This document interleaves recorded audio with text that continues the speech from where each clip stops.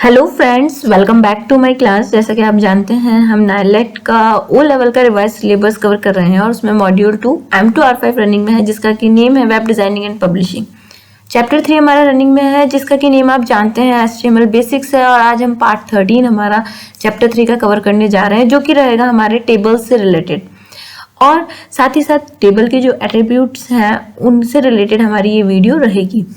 जैसा कि आपने देखा कि HTML के थ्रू हम हमारा वेब पेज पे डिज़ाइन करते हैं। ठीक है, आपने प्रीवियस की वीडियो में देखा था कि इमेज कैसे ऐड की जाती है, कैसे उस पर फॉर्मेटिंग की जा सकती है, किस तरह से हम टेक्स्ट पे फॉर्मेटिंग कर सकते हैं, पैराग्राफ का यूज़ कर सकते हैं। काफ़ी आपने टर्म्स प्रीवियस की वीडियोज़ में दिखी है चैप्टर नंबर 3 से। आज हम जो हमारे टॉपिक में कवर करने जा रहे हैं वो रहेगा, अगर हम हमारे HTML के वेब पेजेस पे किसी तरह की टेबल लेके आना चाहते हैं, टेबल शो करवाना चाहते हैं, तो वो किस तरह से, उसके लिए हम किस तरह से कोडिंग कर सकते हैं, वो हम आज की वीडियो में डिस्कस करने जा रहे हैं कि हम किस तरह से हमारे एलिमेंट्स को हम एज अ टेबल के व्यू में, टेबल फॉर्मेट में हमारे व्यूअर्स को दिखाएं हमारी वेब पेजेस पे। तो चलिए स्टार्ट करते हैं हमारी आज की video. The HTML table tag is used for defining a table in a web document। यहाँ पे HTML का जो टेबल टैग है वो हमारा टेबल में, वेब डॉक्यूमेंट के टेबल में हमारा डेटा को डिफाइन करवाने के लिए यूज में हम लेते हैं। सिंटैक्स देखें अगर हम इसका, जैसा कि मैंने आपको बताई दिया कि अगर आप टेबल फॉर्मेट में, टेबुलर फॉर्मेट में अपना डेटा आपके वेब पेजेस पर शो करवाना चाहते हैं तो उसके लिए हम टेबल टैग का यूज करते हैं हमारे जो भी सोर्स कोड है उसके अंदर। सिंटैक्स देखते हैं, table tag is written as table and close table. ठीक है, फॉरवर्ड स्लैश का यूज करना है यहाँ पे, with the various table elements nested between the start and tags. Table elements का यूज करने के लिए, टेबल टैग का यूज करने के लिए हमें क्या करना होगा, उसे स्टार्ट करना होगा और क्लोज करना होगा। ये हमारा एक तरह से क्या है, कंटेनर टैग है। जो भी हम स्टार्ट करेंगे, क्लोज करेंगे, इसके बीच में हमें टेबल के कई एट्रीब्यूट्स, एलिमेंट्स को लिखना होगा हमारे टेबल्स को डिफाइन करवाने के लिए। जब तक हम टेबल्स के कंटेनर टैग्स का यूज नहीं करेंगे तब तक हमारा data as a table format में शो नहीं होगा। नेक्स्ट कंटिन्यू करते हैं। The HTML table consist of the table elements. HTML में जो हमारे टेबल्स है वो टेबल के जो एलिमेंट्स हैं उनके कंसिस्ट करके रखता है, उनके साथ आता है। अगर आपको टेबल बनानी है तो उसमें टेबल के जो एलिमेंट्स हैं उनका यूज आपको अपने सोर्स कोड में करना होगा, तभी आपका data as a table format में आपके वेब पेजेस पर शो होगा।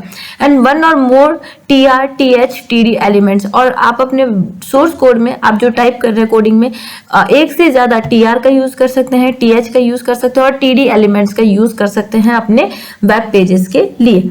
अब ये TR, TD, TH है क्या, इनको भी देख लेते हैं। The TR elements defines a table row. TR elements क्या डिफाइन कर रहा है, हमारी टेबल की रो को डिफाइन कर रहा है। T यानी टेबल, रो यानी हमारी रोज।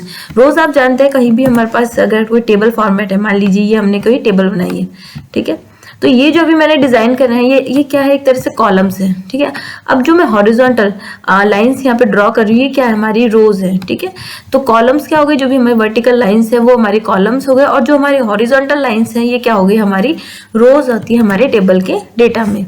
ठीक है, तो आपने क्या समझा कि TR एलिमेंट क्या डिफाइन करता है कि हमें कितनी रोज चाहिए हमारे जो भी हम टेबल बनाने जा रहे हैं उसमें। इसी तरह TH element defines the table header.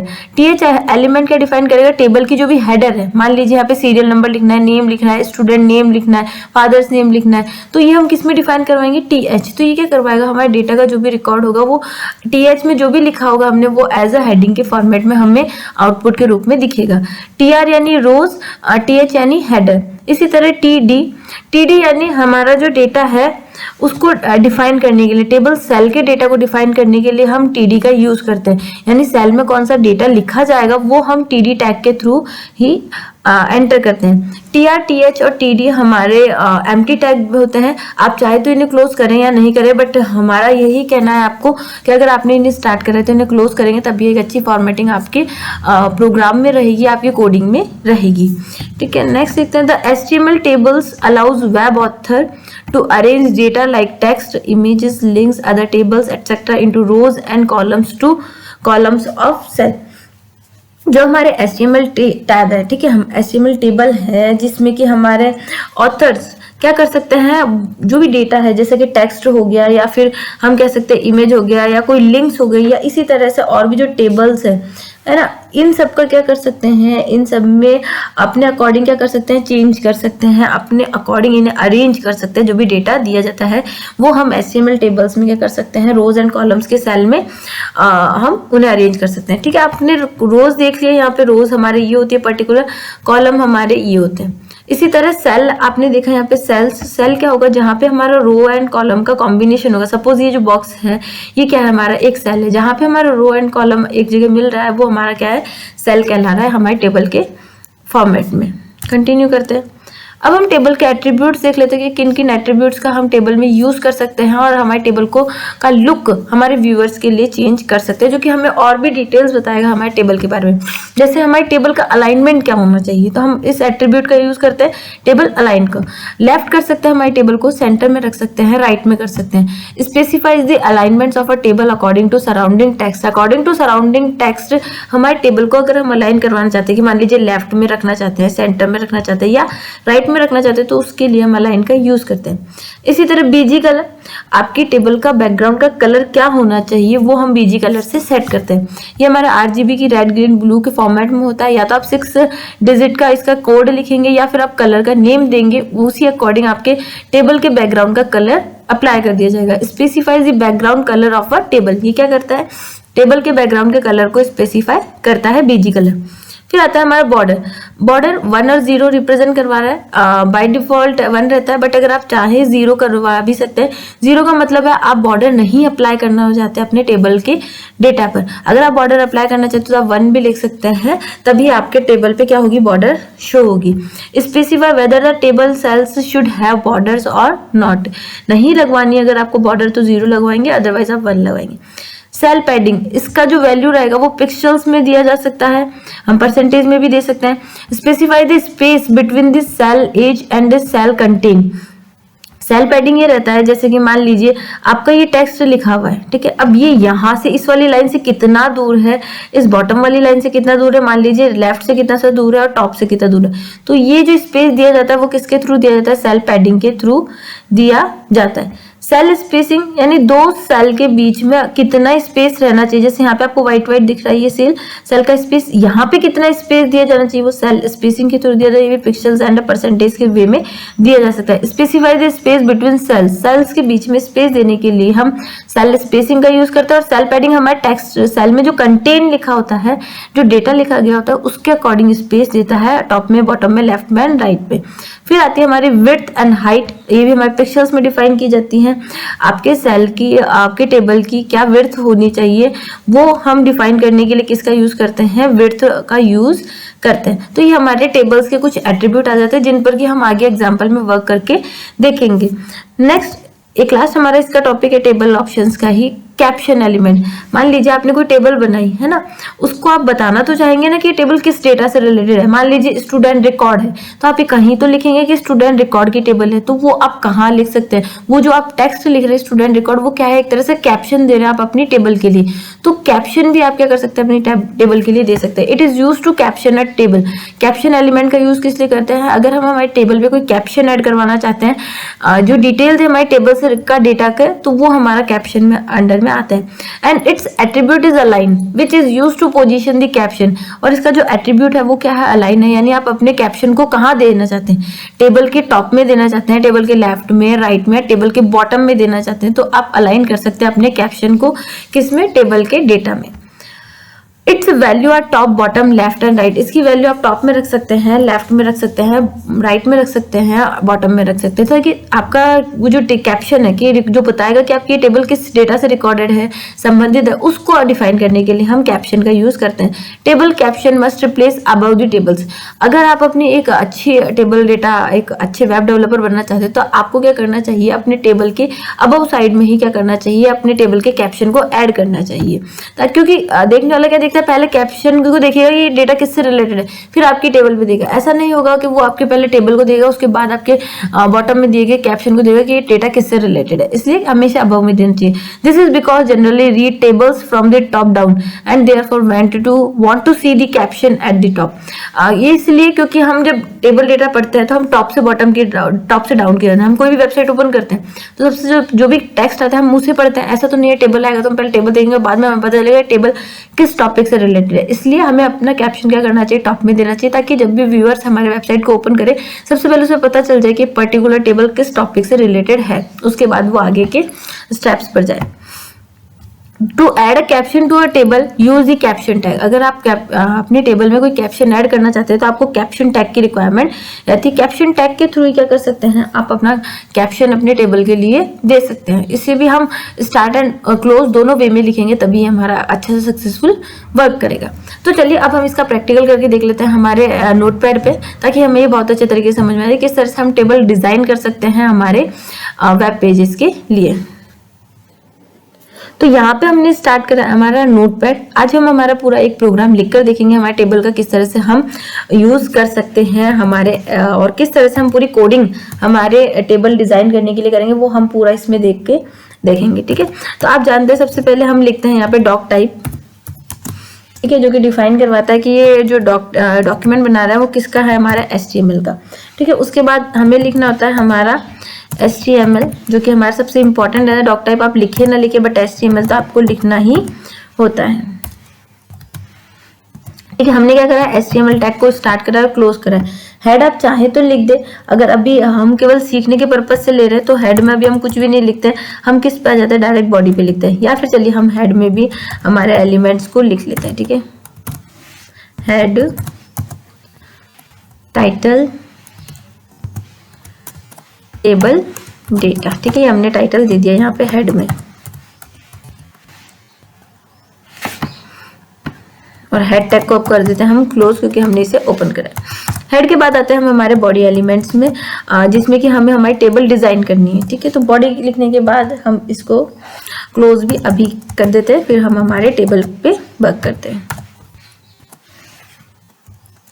अब मैंने बताया था अगर आप टेबल डिजाइन करना चाहते हो तो आपको टेबल टैग का यूज करना होगा। जैसा कि मैंने टेबल यहाँ पे स्टार्ट कर दिया, इसको भी हमें क्या करना होगा, क्लोज करना होगा, तभी हमारी टेबल क्या होगी, प्रॉपर वे में डिजाइन होगी। ठीक है, ये हमने ओपन करा एंड क्लोज करा। अब हमने देखा था कि अब हमें हमारी टेबल ड्रॉ करनी है, डिजाइन करनी है, बट सबसे पहले हम देखते हैं कि इसका आउटपुट क्या आ रहा है। ठीक है, तो सबसे पहले हम इसे सेव करते हैं, हमारे डेस्कटॉप पे सेव कर देते हैं।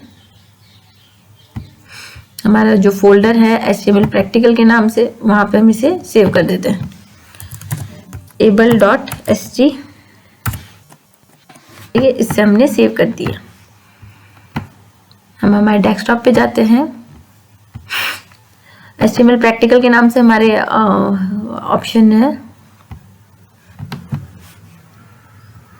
इसको ओपन विथ करेंगे हम एज ए किस पे, माइक्रोसॉफ्ट एज पे। अभी देखिए कुछ भी हमें डेटा रिकॉर्ड नहीं मिल रहा है, क्योंकि हमने केवल क्या करा, एक टेबल का फॉर्मेट दिया, टेबल टैग का यूज करें। आप देख रहे हैं एकदम क्लियर है, केवल हमारी उस फाइल का नेम आ रहा है जो कि हमने टाइटल में दिया था। अब हम चलते हैं इसमें हमारा टेबल के रिकॉर्ड को एंटर करना। अब मैंने बताया था आपको कि अगर आप रोज लेना चाहते हैं, ठीक है, तो वो रो आप लेने के लिए आपको लिखने होंगे टेबल के एलिमेंट, जो कि है आपका TR। ठीक है, TR टैग लिखना है, और TR टैग के बाद TR टैग को क्लोज करना है। ठीक है, TR के बाद मैंने बताया था हमें अगर हेडिंग लेनी है तो हम यूज करते हैं TH टैग का। ठीक है, TH ले लेते हैं, और यहाँ पे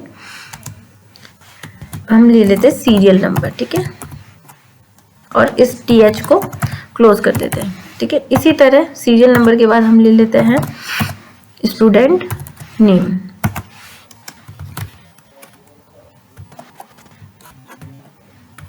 और इसको क्लोज कर देते हैं हम TH को। ये TH हमारा डिफाइन करवा रहा है हेडिंग्स को। ठीक है, Ctrl+S से सेव करते हैं, स्विच करते हैं हमारे ब्राउजर विंडो पर, यहाँ पे आके रिफ्रेश करते हैं। तो देखिए ये जो हेडिंग्स हैं, student name, serial number and students name. एक सेकेंड, हम इसको थोड़ा सा जूम कर लेते हैं।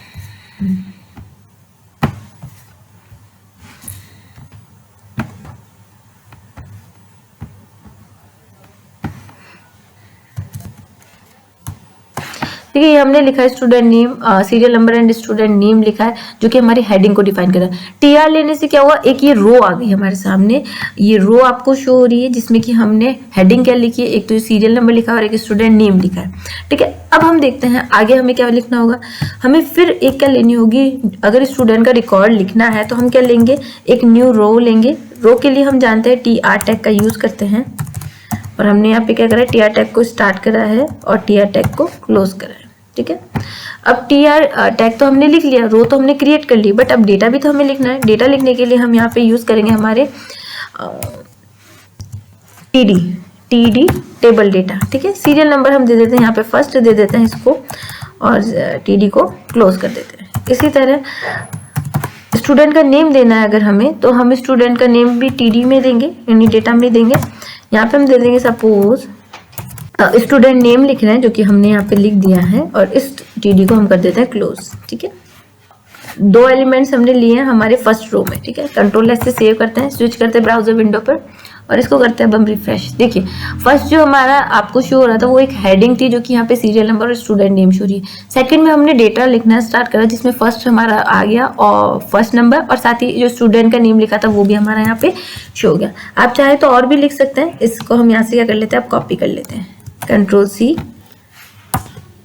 कंट्रोल वी, और यहाँ पे हम लिख लेते हैं सेकंड नंबर, और यहाँ पे हम लिख लेते हैं किसी दूसरे पर्सन का नेम। ठीक, प्रिया लिख लेते हैं। ठीक है, कंट्रोल एस से सेव करते हैं, स्विच करते हैं ब्राउजर विंडो पर और यहाँ पे हम कर लेते हैं रिफ्रेश। ठीक है, अब देखिए सेकंड नंबर हमारे पास आ गया। यानी इस तरह से आप क्या कर सकते हैं, रोज में डेटा लिख सकते हैं, और जो फर्स्ट आपकी अगर हेडिंग बनानी है तो आप उसका टीएच में हमारा रिकॉर्ड लिखते हैं। ठीक है, ये तो था हमारा सिंपल सा जो हमने टेबल डिजाइन करना सीखा। अब अगर हम चाहते हैं, जैसे कि हमने एट्रीब्यूट सीखे थे टेबल के, उसमें हमने देखा था कि अगर हम बॉर्डर देना चाहते हैं टेबल पे या फिर कलर करना चाहते हैं, तो उसके लिए भी हमें कुछ कोडिंग करनी होगी और एट्रीब्यूट का यूज करना होगा। तो वो हम कहाँ करेंगे, यहाँ पे आपको दिख रहा है टेबल टैग हमने जहाँ पे स्टार्ट करा था। अगर हमें पूरी टेबल पे एक साथ बॉर्डर देनी है या कलर को डिफाइन करवाना है, तो उसके लिए हम कोडिंग का यूज यहीं पे करेंगे। ठीक है, तो मान लीजिए आपको बॉर्डर देनी है, बॉर्डर इक्वल्स टू, ठीक है, डबल इन्वर्टेड कोट्स में दें, आप बिना उसके भी दें तो आप दे सकते हैं। कंट्रोल एस से 1 कर दिया, सेव कर दिया। अब इसको हम रिफ्रेश करते हैं। ठीक है, देखिए हमारे टेबल पे क्या आ गई है, बॉर्डर अप्लाई कर दी गई है। ठीक है, आप चाहे तो इसे और भी चेंज कर सकते हैं। 5 देके देखते हैं, हम इसे कंट्रोल से सेव करते हैं, स्विच करते हैं ब्राउजर विंडो पर, रिफ्रेश करते हैं, तो ये हमारे क्या आ गई, टेबल के पास एक बॉर्डर आ गई है। जितना आप वैल्यू देंगे बढ़ाते जाएंगे उतनी बॉर्डर क्या होती जाएगी, डार्क होती जाएगी। नेक्स्ट आता है, अगर आप टेबल का कलर देना चाहते हैं, जैसा कि हमने एट्रीब्यूट में देखा था, तो अगर कलर देना चाहते तो बीजी कलर का यूज करेंगे और इक्वल्स टू लगाएंगे कलर आप जो भी टेबल को देना चाहते हैं। सपोज पिंक देके देखते हैं क्या सपोर्ट कर रहा है ये कलर हमारा। कंट्रोल ऐसे सेव करते हैं, स्विच करते हैं ब्राउजर विंडो पर, रिफ्रेश करते हैं, तो देखिए हमारी जो टेबल का कलर है वो पिंक कर दिया गया। 2 एट्रीब्यूट सीखे हमने। एक तो हमने देखा कि टेबल की बॉर्डर किस तरह से लगाई जाएगी। 0 अगर हम देंगे तो हमारे टेबल पे बॉर्डर अप्लाई नहीं होगी, तो वो भी हम करके देख लेते हैं। ठीक है, कंट्रोल ऐसे सेव करते हैं, स्विच करते हैं ब्राउजर विंडो पर, तो कोई भी बॉर्डर हमारी यहाँ पे अप्लाई नहीं करी गई है। ठीक है, इसके बाद हमने बॉर्डर देखा, बीजी कलर देखा। अब हम देखते हैं कि अगर हम टेबल का अलाइनमेंट देना चाहते हैं तो वो कैसे देंगे। अलाइन देते हैं, इक्वल्स टू, उसको कर देते हैं हम टेबल को सेंटर। जैसी भी आपकी रिक्वायरमेंट हो डॉक्यूमेंट की, उसी अकॉर्डिंग आप क्या कर सकते हैं, अलाइनमेंट दे सकते हैं। कंट्रोल एस से सेव करा, स्विच करते हैं ब्राउजर विंडो पर, रिफ्रेश करते हैं, तो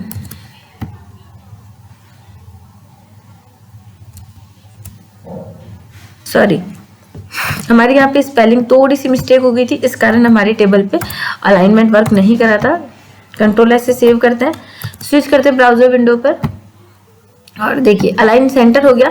ये क्या हमने जूम कर रखा था, इस कारण वो थोड़ा सा लेफ्ट में जा रहा था। बाकी अगर हमने जूम इन करा तो हमारी टेबल हमें मिड में शो हो रही है। ठीक है, तो इस तरह से हम क्या कर सकते हैं, हमारे टेबल को अलाइन भी कर सकते हैं। बॉर्डर हो गया, बीजी कलर हो गया बॉर्डर का और टेबल का, और हमारा अलाइनमेंट भी हो गया। आप जहां भी जाए वहां पे आप इसको दे सकते हैं।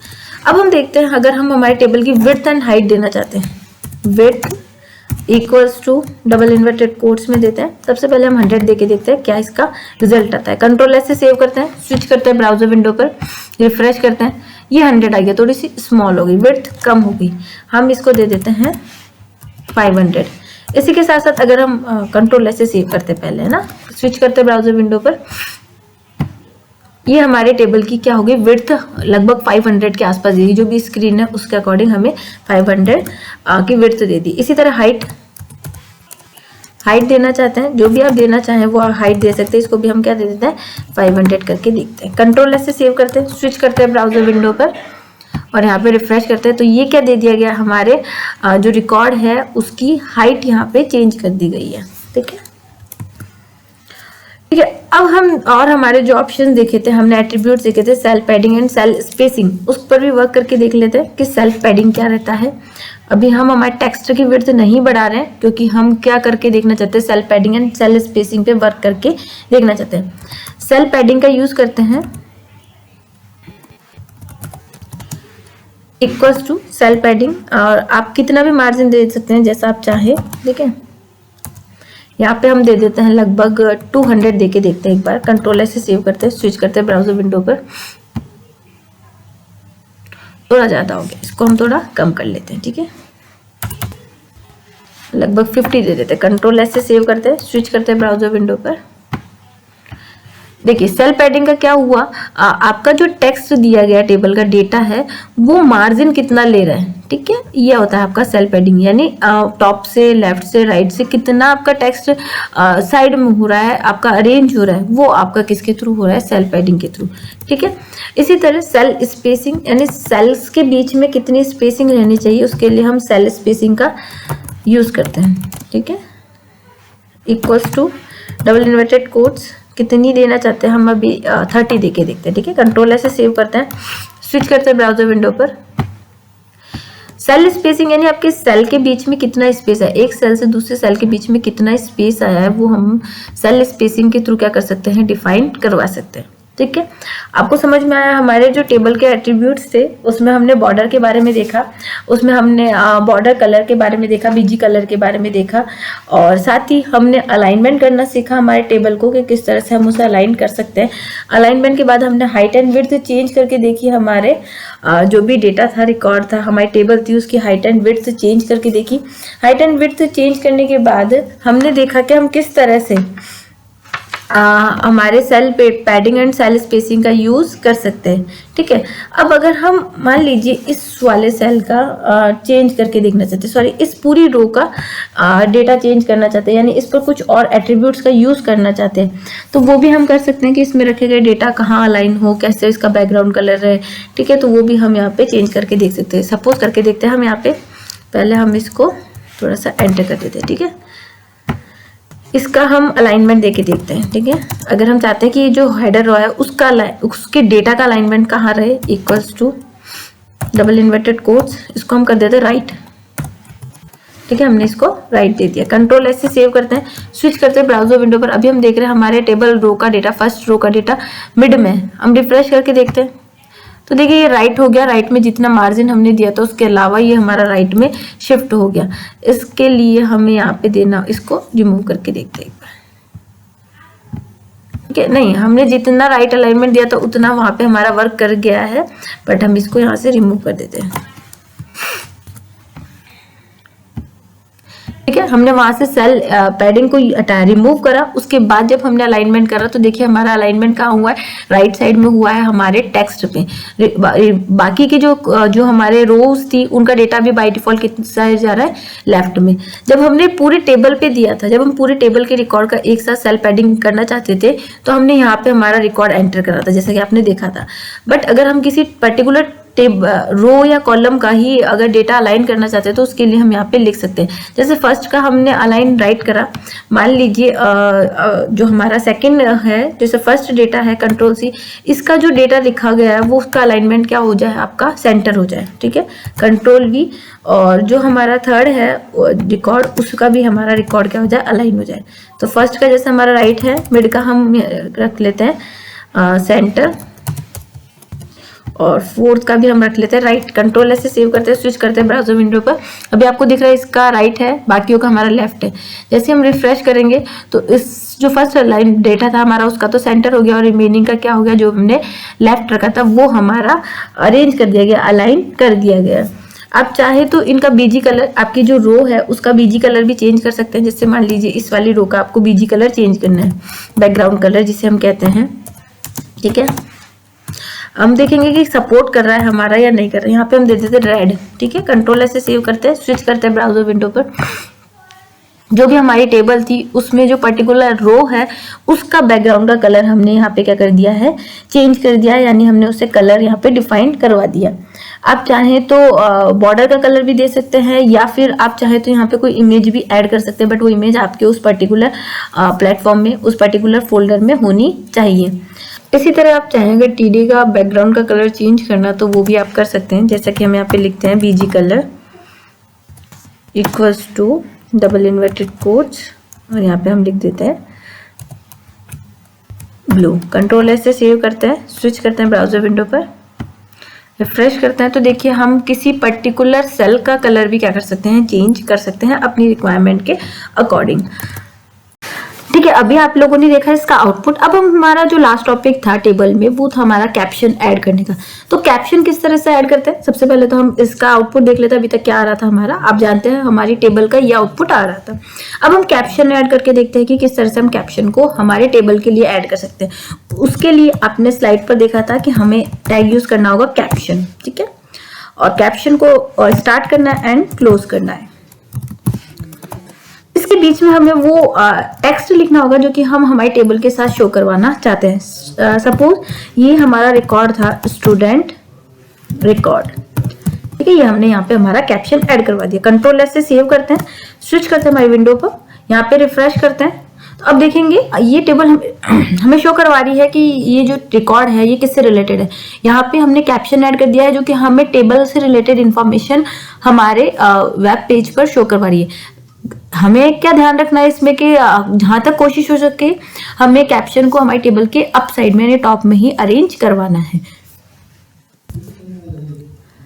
चाहे तो हम इसको अलाइन भी कर सकते हैं, कैसे, टॉप में या बॉटम में।